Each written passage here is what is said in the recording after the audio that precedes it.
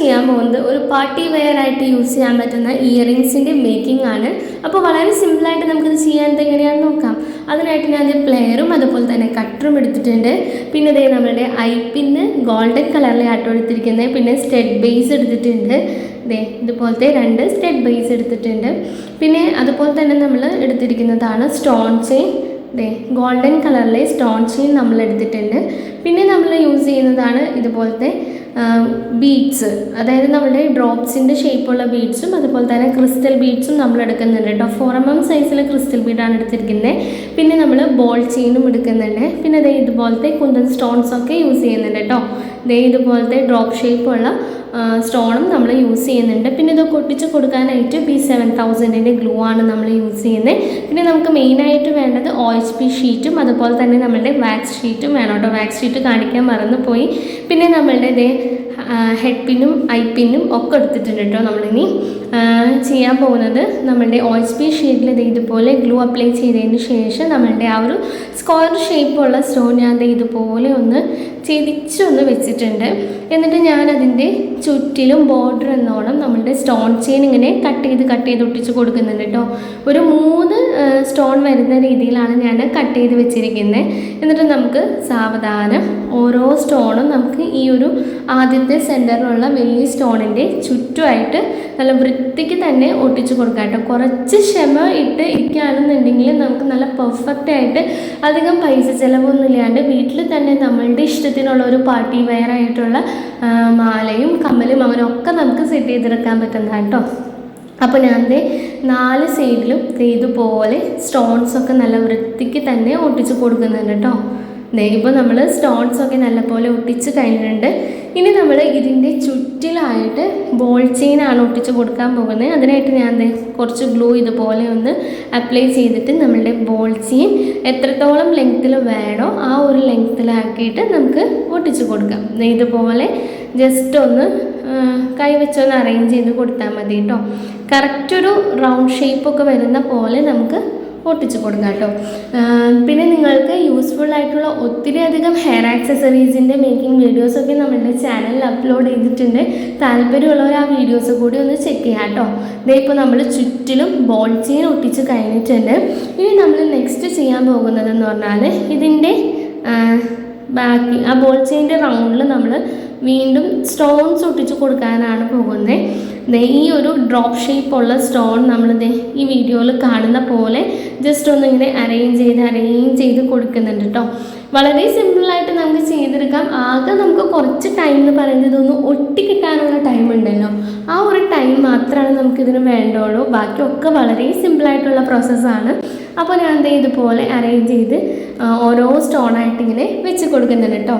അപ്പോൾ നമ്മളുടെ ഈ ഒരു വീഡിയോ ഇഷ്ടമായിട്ടുണ്ടെങ്കിൽ എന്തായാലും വീഡിയോ ഇപ്പോൾ തന്നെ ലൈക്ക് ചെയ്യുക. അതുപോലെയുള്ള മേക്കിംഗ് വീഡിയോസൊക്കെ ഇഷ്ടപ്പെടുന്നവരാണ് നിങ്ങളെങ്കിൽ മസ്റ്റായിട്ട് നമ്മളുടെ ചാനൽ ഒന്ന് സബ്സ്ക്രൈബ് ചെയ്ത് സപ്പോർട്ട് കൂടി ചെയ്യുക. അതിൻ്റെ അടുത്തുള്ള ബെല്ലൈക്കൺ കൂടി ഇനേബിൾ ചെയ്തിടുക. എന്നാലാണ് ഞാൻ അപ്ലോഡ് ചെയ്യുന്ന എല്ലാ വീഡിയോസും നിങ്ങൾക്ക് നോട്ടിഫിക്കേഷനായിട്ട് ലഭിക്കുകയുള്ളൂ കേട്ടോ. പിന്നെ നിങ്ങളുടെ വിലയേറിയ അഭിപ്രായങ്ങളൊക്കെ എന്തായാലും കമൻറ്റായിട്ട് അറിയിക്കുക. മാക്സിമം എല്ലാവർക്കും നമ്മളുടെ വീഡിയോ ഒന്ന് ഷെയർ ചെയ്ത് കൊടുക്കുക കേട്ടോ. പിന്നെ ഇതുപോലത്തെ ആക്സസറീസൊക്കെ നിങ്ങൾക്ക് പർച്ചേസ് ചെയ്യാൻ താല്പര്യമുണ്ടെങ്കിൽ സ്ക്രീനിൽ കാണുന്ന നമ്പറിൽ കോൺടാക്റ്റ് ചെയ്യാം കേട്ടോ. നമ്മൾ മെറ്റീരിയൽസ് സെയിൽ ചെയ്യുന്നില്ല, ഐറ്റംസ് ആയിട്ട് മാത്രമാട്ടോ സെയിൽ ചെയ്യുന്നുള്ളൂ. അപ്പോൾ ഞാൻ ഇതുപോലെ ഒന്ന് റൗണ്ടിൽ സെൻറ്റർ ഭാഗത്ത് കുറച്ച് പോർഷൻ വിട്ടിട്ട് ചുറ്റിലൊന്നിങ്ങനെ ഒട്ടിച്ച് കൊടുത്തിട്ടുണ്ട് കേട്ടോ. നമ്മളിതുപോലെ 2 എണ്ണം ചെയ്തെടുക്കണം കേട്ടോ. ഈ ഒരു സെയിം മെത്തേഡിൽ നമ്മൾ 2 എണ്ണം ചെയ്തെടുക്കണം. ഇനി നമ്മൾ മുകളിലത്തെ സ്റ്റെഡ് ബേസ് അറ്റാച്ച് ചെയ്യാനായിട്ടുള്ള ബേസാണ് നമ്മൾ ഉണ്ടാക്കി കൊടുക്കാൻ പോകുന്നത്. സ്റ്റാർട്ടിങ്ങിൽ ചെയ്ത പോലെ തന്നെ എന്ത് ചെയ്തു, വലിയ സ്റ്റോൺ സെൻറ്ററിൽ ഒട്ടിച്ചിട്ട് അതിൻ്റെ ചുറ്റിലായിട്ട് നമ്മൾ സ്റ്റോൺ ചെയിൻ ഇങ്ങനെ കട്ട് ചെയ്തിട്ട് ഒട്ടിച്ച് കൊടുക്കാം കേട്ടോ. അങ്ങനെ നമ്മൾ കറക്റ്റിന് ഇതുപോലെ പെയറായിട്ട് ചെയ്യാനായിട്ട് 2 എണ്ണം സെറ്റ് ചെയ്തെടുക്കാം കേട്ടോ. വളരെ സിമ്പിളാണ്. അതുപോലെ കുറച്ച് ടൈം നമ്മളിതിനായിട്ട് സ്പെൻഡ് ചെയ്താൽ മതി. അപ്പോൾ ഞാൻ ചുറ്റിലും സ്റ്റോൺ ചെയിൻ ഇങ്ങനെ ഒട്ടിച്ച് കൊടുക്കുന്നുണ്ട് കേട്ടോ. പിന്നെ നിങ്ങളുടെ അഭിപ്രായം എന്തെങ്കിലുമൊക്കെ ഉണ്ടെങ്കിൽ എന്തായാലും കമൻറ്റ് ചെയ്യണം കേട്ടോ. ഏതെങ്കിലും മേക്കിംഗ് വീഡിയോസൊക്കെ ഇൻക്ലൂഡ് ചെയ്യണമെന്നുണ്ടെങ്കിൽ അതും നിങ്ങൾക്ക് കമൻറ്റായിട്ട് അറിയിക്കാം കേട്ടോ. അപ്പോൾ ഇത് ഞാൻ ചുറ്റിലും ഒട്ടിച്ച് കഴിഞ്ഞിട്ടുണ്ട്. ഇനി നമുക്ക് ഇതുപോലത്തെ ഒരു പെയർ കൂടി സെറ്റ് ചെയ്തെടുക്കാം. എന്നിട്ട് നല്ലപോലെ ഉണങ്ങിയതിന് ശേഷം നമുക്കിത് കട്ട് ചെയ്തെടുക്കാം. കറക്റ്റായിട്ട് കട്ട് ചെയ്തെടുക്കാം. കുറച്ച് ടൈം നമ്മളിത് ഉണങ്ങാനായിട്ട് കൊടുക്കാം കേട്ടോ. ഇതിപ്പോൾ ഞാൻ പെയറായിട്ട് കട്ട് ചെയ്തെടുത്തിട്ടുണ്ട്.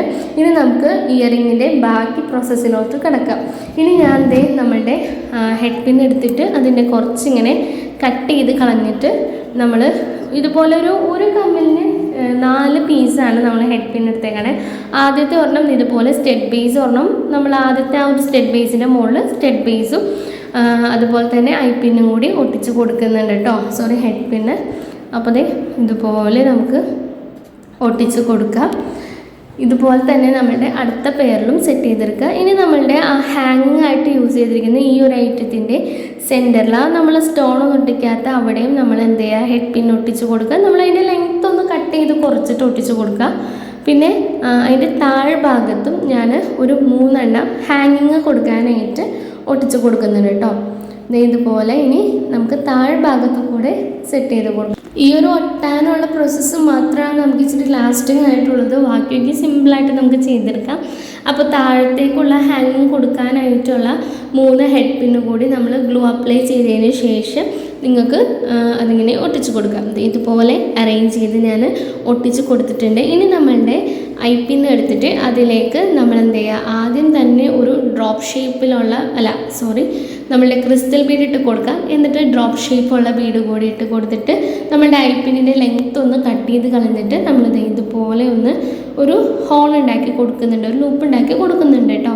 നമുക്ക് ഹാങ്ങിങ് അറ്റാച്ച് ചെയ്യാനായിട്ടുള്ള ഒരു ലൂപ്പിൽ ഇതുപോലെ നമുക്ക് ഒരു 6 പീസ് നമ്മളിങ്ങനെ ഹാങ്ങിങ് ആയിട്ട് സെറ്റ് ചെയ്തെടുക്കണം. ഇനി ഈ ഓരോ ഹാങ്ങിങ്ങും നമ്മൾ എന്ത് ചെയ്യും, നമ്മുടെ ഇയറിങ്സിൻ്റെ ഹാങ്ങിങ്ങിലോട്ട് അറ്റാച്ച് ചെയ്ത് കൊടുക്കുന്നതാണ് കേട്ടോ. അപ്പോൾ എങ്ങനെയാണ് ഞാൻ ഈ ഒരു ഹാങ്ങിങ് സെറ്റ് ചെയ്തതെന്നുള്ളത് വീണ്ടും ഞാൻ നിങ്ങൾക്കായിട്ട് കാണിച്ചു തരുന്നുണ്ട്.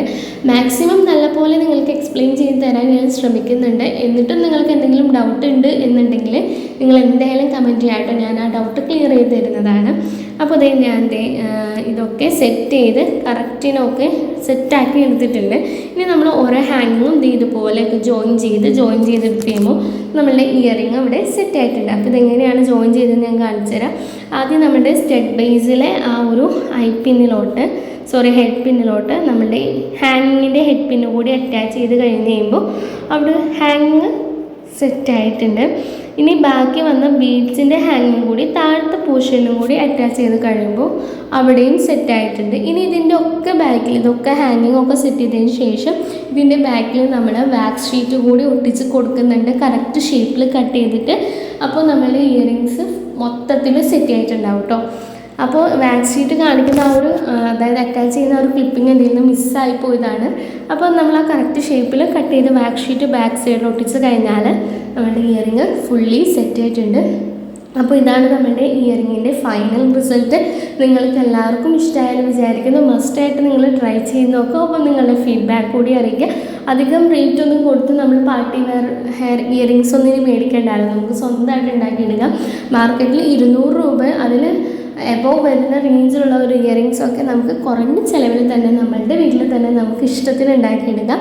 അപ്പോൾ hope you guys are like it.